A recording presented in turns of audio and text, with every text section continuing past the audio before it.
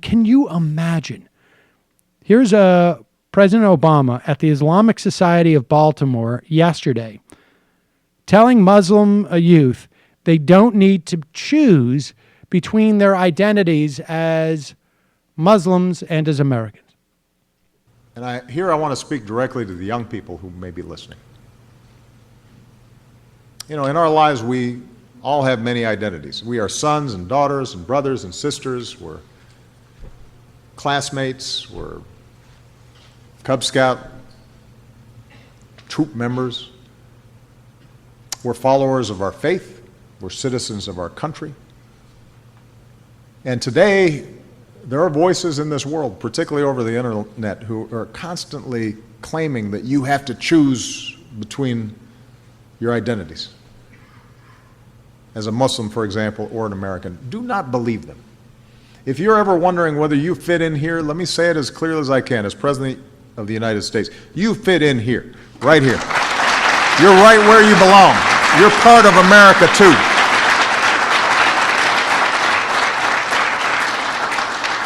You're not Muslim or American, you're Muslim and American.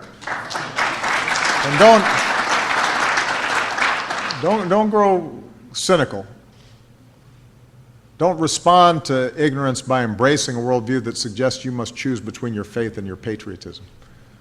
Don't believe that you have to choose between your best impulses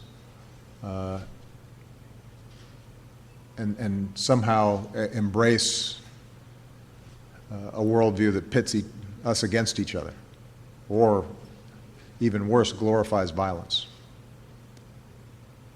Understand your power to bring about change. So not only is this an amazing speech insofar as it's showing a tremendous amount of empathy and solidarity and all the things it says about inclusion and just broadly speaking in terms of very important values, which I think is like sort of the premier part of the takeaway from this speech. But also note that if we are engaged in fighting an idea that is a perversion of Islam that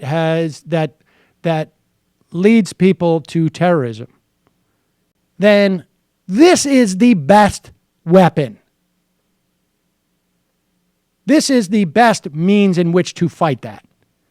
And so both from a sort of a human level and from a sort of a strategic national security level, this is incredibly impressive. It's also really elegant because it connects, as you're saying, really like the civic obligations of America with the national security strategy. Yes. That's another way of saying it. And they're very connected. And a lot of people don't seem to understand that. And its obligations, and by civic obligations, those obligations run both ways. Right. Right? I mean, that's the idea, Exactly. is that we both have rights and duties that in which all of us are implicated.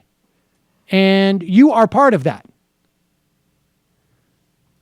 So a really impressive speech by Obama, perhaps overdue, but who knows? I mean, I think at this point in his administration, it is definitely easier for him to do this and no less relevant and salient at this time than in any other time.